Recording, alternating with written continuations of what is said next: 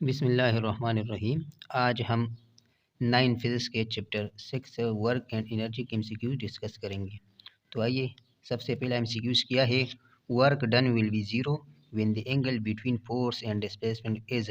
क्या कि हमारे पास वर्क कब ज़ीरो होगा, अगर उसके फोर्स एंड डिस्प्लेसमेंट के दरमियान एंगल क्या होगा।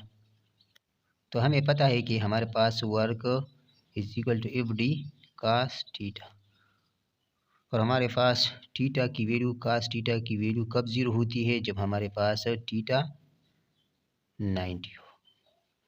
यानी जब हमारे पास एंगल 90 हो तो हमारे पास कास की वैल्यू ज़ीरो होती है, तो वर्क भी हमारे पास ज़ीरो होगा।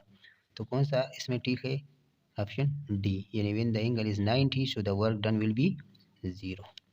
क्वेश्चन नंबर 2 को देखते हैं, क्या कह रहा है क्वेश्चन नंबर 2 में।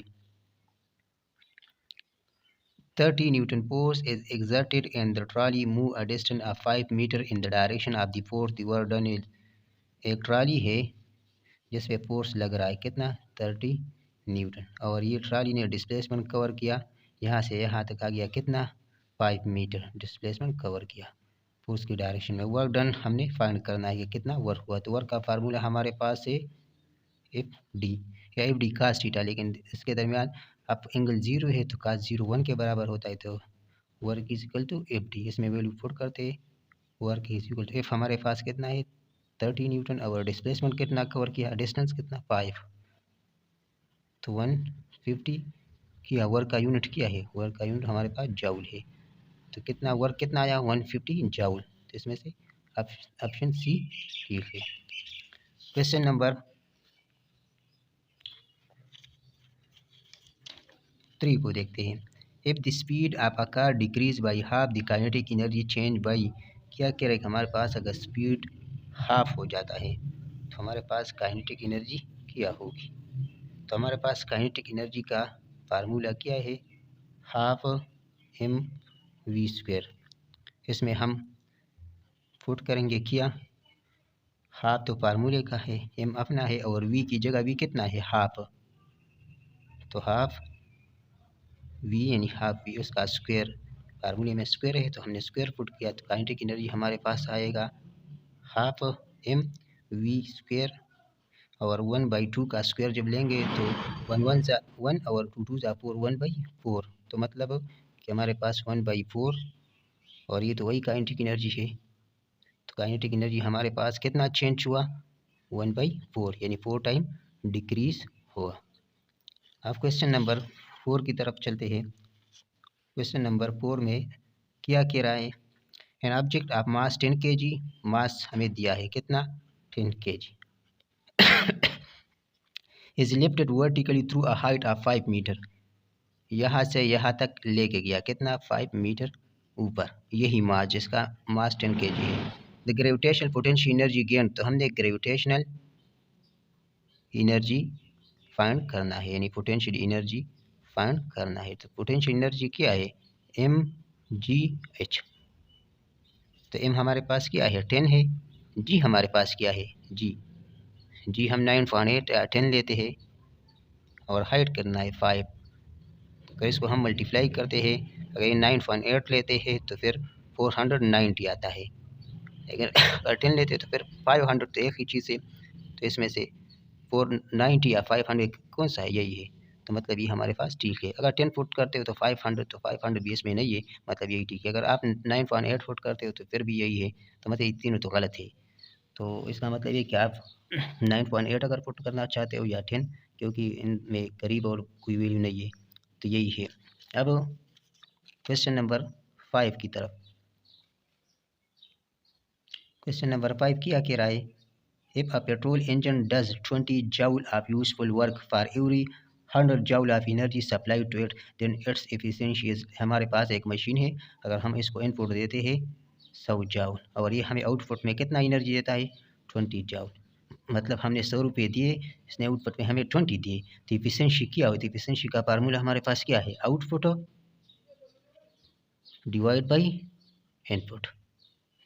तो आउटपुट कितना दिया, हम कितना काम किया, इस मशीन ने 20 जाउल, और हमने कितना दिया था 100, तो ये कितना आएगा, ये 2 के 10 पे डिवाइड करते तो ये हमारे पास 2.2 आता है, यानी फिर उसको परसेंटेज में लिखते हैं तो ये हमारे पास 20%, यानी उसने कितना काम किया, इसने 20% काम किया, क्योंकि हमने 100 जूल एनर्जी दिया था और उसने हमें सिर्फ 20 जूल का वर्क कर दिया और बाकी 80 जूल जो है ना वो ज़ाया हो गया। क्वेश्चन नंबर 6 की तरफ चलते हैं। क्या कह रहा है, kilowatt hour is unit of. तो हमें सबसे पहले ये किसका यूनिट है, एनर्जी का है, पावर का, एफिशिएंसी का है, नन। तो हमारे पास सुन लो, हमारे पास power is equal to work divide by time. तो पावर का यूनिट क्या है, वाट। क्या है, वाट।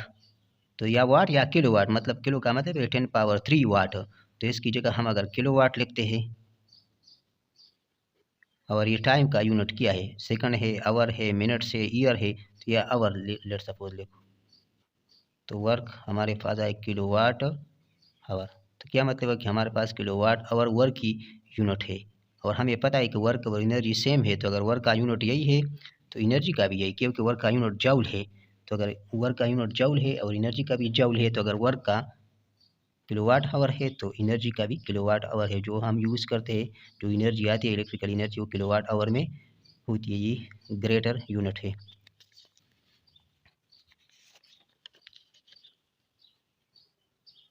क्वेश्चन नंबर 8 को देखते हैं। Hera weighing 500 newton takes 90 second to reach the top of the hill 18 metre high, her average muscle power. Hera का वेट कितना है, वेट है 5 न्यूटन, और टाइम कितना ले रहा है 90 सेकंड ऊपर जाने के लिए, और वो कितना लंबा है, वो हमारे पास 18 मीटर हाइट है। वो हिल, वो जो हमारे पास पहाड़ है उस पे ये चढ़ रहा है। तो इसका हमें पावर फाइंड करना है। तो पावर हमारे पास क्या है, पावर हमारे पास बराबर वर्क पर यूनिट टाइम। तब इसमें वर्क क्या है तो हमारे पास वर्क का फार्मूला है F dot D divide by T. तो इसमें देखो हमारे पास फोर्स कितना है 500, और हाइट कितना है, डिस्टेंस ने कितना कवर किया, वो हमारे पास है 18। तो 18 के साथ मल्टीप्लाई करेंगे, डिवाइड बाई क्या, टाइम। टाइम कितना है 90 सेकंड है। तो अगर इसको 500 को 18 के साथ मल्टीप्लाई करते हैं, फिर 90 पे डिवाइड करते हैं, तो हमारे पास कितना आएगा, हमारे पास आएगा 100 वाट, यानी इतना उसने पावर जो है ना, एवरेज पावर मसल ने कंज्यूम किया। और एक 7 नंबर क्वेश्चन रह गया था। तो 7 नंबर क्वेश्चन में क्या कह रहा है कि हमारे पास 1 हार्स पावर, ये आपने बस याद रखना है, हार्स और पावर। तो पावर तो हमें पता है कि पावर का यूनिट क्या है, वाट है, लेकिन 1 हार्स किसके बराबर है, 1 हार्स 746 के बराबर है, और वाट तो यूनिट है। तो 1 हार्स पावर 746, यानी 1 हार्स किसके बराबर, 746 के बराबर। तो 1 हार्स पावर, तो पावर का यूनिट लिखेंगे, यानी 1 हार्स से 746 के बराबर है। तो 1 हार्स पावर 746 वाट के बराबर है। आपने बस इसको याद रखना है, ये एक फैक्ट है।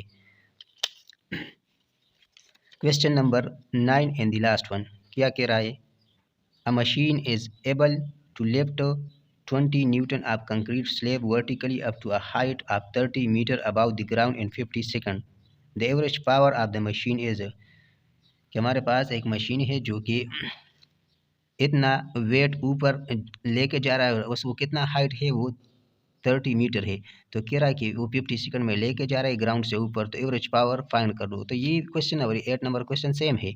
इसने भी हमारे पास फोर्स दिया है कि फोर्स हमारे पास कितना है 200 न्यूटन, और हाइट कितना है, डिस्टेंस कितना है, वो हमारे पास है 30 मीटर। टाइम कितना है, टाइम हमारे पास है 50 सेकंड। तो अब हमारे पास पावर क्या है, पावर हमारे पास वर्क पर यूनिट टाइम, लेकिन वर्क क्या है, फोर्स इनटू डिस्प्लेसमेंट, और टाइम तो इसमें वैल्यू पुट करते हैं। तो फोर्स कितना है, फोर्स हमारे पास है 200, डिस्प्लेसमेंट डिस्टेंस कितना है 30, और हमारे पास टाइम कितना है 50। तो जीरो, इसको इससे आएगा 600 डिवाइड बाई 5। तो इससे क्या आएगा, ये हमारे पास इससे आएगा 120। 600 को 5 पे डिवाइड करते 120 आएगा। तो हमारे पास इतना पावर होगा 120।